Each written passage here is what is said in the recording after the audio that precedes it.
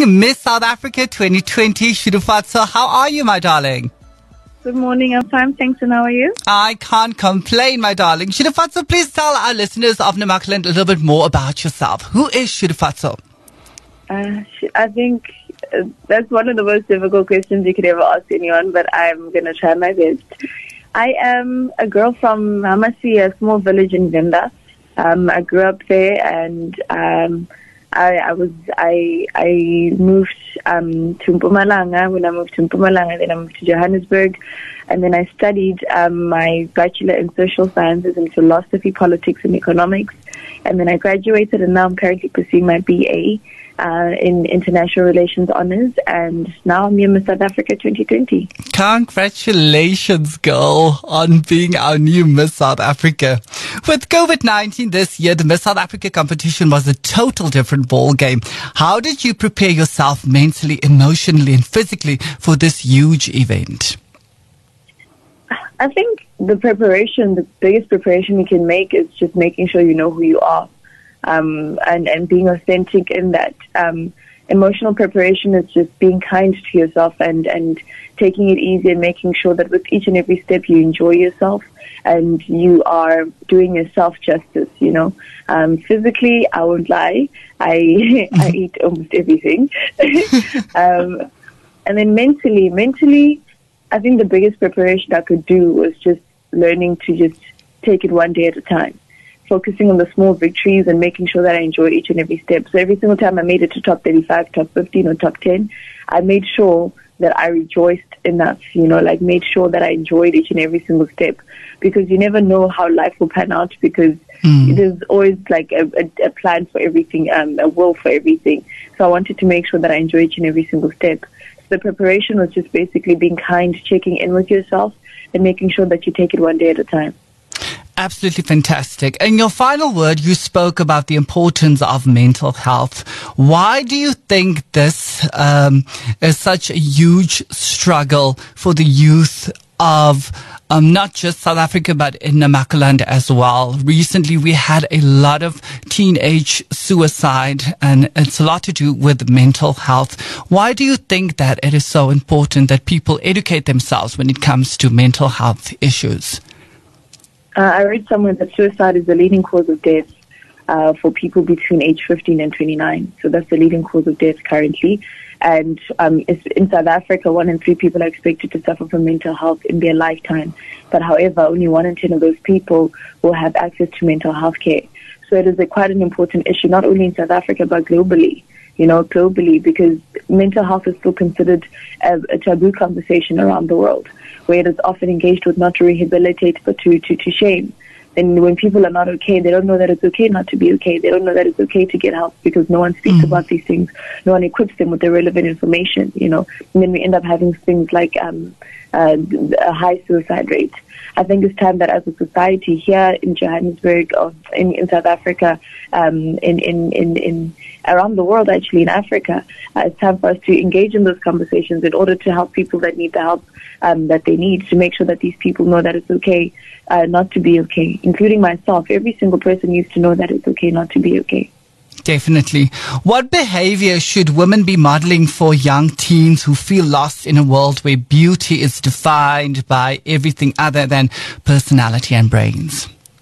Please repeat the question. What behavior should women be modeling for young teens who feel lost in a world where beauty is defined by everything other than personality and brains? I think right now, currently, I'd like to believe that that notion is changing, because especially with a pageant like this one, everything is not solely defined by beauty. It's actually defined by so much more than that. I think platforms like these are quite important for that. Around the world, obviously, there is a lot of what you mentioned, the modeling of beauty as the forefront of everything else. But young girls need to know that it's what do you call this? It's okay to look the way that you look. Beauty does not really define, it's not really skin deep. It's defined by so much more than that. If you're beautiful inside and out, I think that's the most beautiful notion that you could ever say to someone. But somehow, what's prioritized is the beauty on the outside. The beauty on the inside matters as much too. I think it's time for more platforms like Miss South Africa, to be at the forefront of those conversations, where we empower women not because of only their beauty, but their brains and their personalities and who they are on the inside. And that's why you are Miss South Africa, because you are very, very wise. Technology is always changing and being updated, yet trolling and shaming is becoming an unwanted modern these days. How do you think women and men should be educated in this regard so that we can change the dynamic? I think with technology actually comes a lot of responsibility, especially in the age of social media. Supposed artificial intelligence. I won't get into that today because I'll speak forever. But I think with technology comes responsibility, because technology actually changes lives. But the way that it's being used in a negative way, it brings about a conversation where everyone needs to be held accountable for how they use it. Especially if you're moving in a world that is being propelled into a digital space, especially now during COVID-19, everything has moved technological and digital. So now we all have a collective responsibility to make sure that we are held accountable for how we use the technology, because you can either build a society with it or break it down. Yes. Being from a small town, what words of encouragement would you give the young ladies of Namaqualand, where opportunities are very limited? I believe education is a tool that validates dreams, and access to opportunities is a tool that makes those dreams a reality. I think advice that I can give them is for them never to stop dreaming and to try their best. I know that's a bit difficult because everything is actually determined by the socio-economic landscape that we live in. So it's very difficult to tell someone, no, don't give up, don't do this, when your surrounding situations don't really allow for that. But genuinely, do not give up. I believe that things will work out in the end, because when life is written out in a certain way, or the universe is planned in a certain way, those that work hard and those that believe that believe in their dreams and have a good work ethic will make it. I think it's just about having a good head on your shoulders, making sure that you work really, really hard, and making sure that you keep your work ethic intact. I know that it's difficult, but do not give up. I'm from Mamasi, a small village, where I would sit in front of the TV, watch a pageant like Miss South Africa, and dream regardless, even though my surroundings were saying that I've never even tasted McDonald's, like simple things like that. I live in a village where there isn't much except a gravel road. And so that's what I'm surrounded by. But somehow, because I dreamed regardless, things worked out as they should. I think believing in the process and trusting the process is quite important. Yes. Shiri, that was the questions that were difficult to answer now, so let's have some fun now.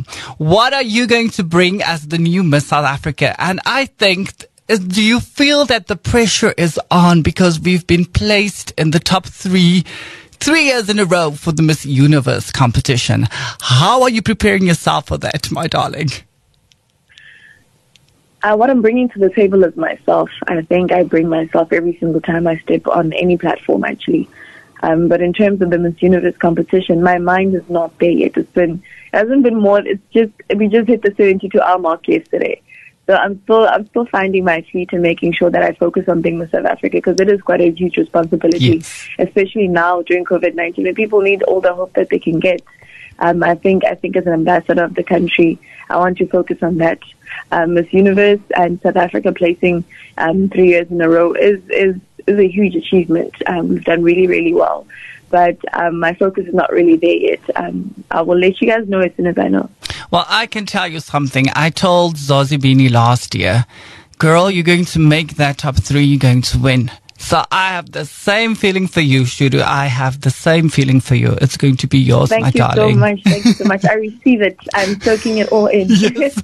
If you can invite 3 people, dead or alive, to dinner, who would it be and why? Who would I invite? I'd invite Beyonce, definitely. I would invite Mr. Kofi Annan. Okay. I loved him. I would invite... Who else would I invite? I think I would also invite... I'm trying to think of the third one. Michelle Obama. Oh, fabulous. Nice choices. Your most vivid childhood memory would be what? Most vivid childhood memory has to be every day after school, playing skipping rope outside my grandfather's house with all my cousins. We come back home from school, change quickly, and then we'd play that, and also playing hide and seek. It was such a fun time in the village. Oh, fabulous. If you found yourself auditioning for a music reality TV show, what song would you choose and why? I would choose Miguel Adorn because I don't think I sing any song better than that one. Absolutely fantastic. How would you complete this sentence? The South African cabinet should include a minister of. The South African cabinet should include a minister of. This is going to sound cliche because I've been speaking about it, but minister of. I wanted to say of mental health, but there is a minister of health. But I don't think there's much focus placed on mental health. So I would include a minister of mental health. What is the greatest fear that you have to overcome where you are today? Greatest fear? Fear of failing. Fear of failing. Because I would have never entered this competition today if I wasn't scared, if I didn't get over the fear of failing. Because especially we had to submit videos as an entry, so that was really daunting. So I had to get over the fear of failing. Absolutely fantastic. Last but not least, what is the one thing you would like to achieve before you die? One thing, I'd love to perform in Madison Square Garden. Oh, absolutely. I don't know what I'd be performing, but I'd love to perform in Madison Square Garden. Well, we take it step by step because it's Miss SA now, then it's Miss Universe, and then you're the big artist in Madison Square Garden. Let's speak it into existence. We're going to do it. Sudufatso, where can your fans get a hold of you? On my social media, so Sudufatso Mosida on Instagram, Abigail Mosida on Twitter, Sudufatso Mosida on Facebook. And also on the Miss South Africa platform, official Miss South Africa. Thank you so very much for taking time to speak to the people in Namaqualand. You should have a blessed and beautiful day. Thank you so much for a wonderful interview, and thank you so much to your listeners for listening. And thank you so much for all the support coming from them. Thank you so much. Dis natuurlik Sudufatso wat vanoggend lekker saam met ons gesels op die klankgolwe van NFM 98.1, is stem van die Namakwa mense. Ons huidige mejuffrou Suid-Afrika, en ons wil vir haar 'n wonderlike toekoms natuurlik voorhou en vir haar sê alle sterkte met die jaar as mejuffrou Suid-Afrika, van soos sy self gesê het, dit is 'n groot verantwoordelikheid om daai kroon te dra en 'n rolmodel te wees vir jong mense. So bly asseblief ingeskakel vir ons 8 uur nuus. It's Beyonce, Blue Ivy and Wizkid with Brown.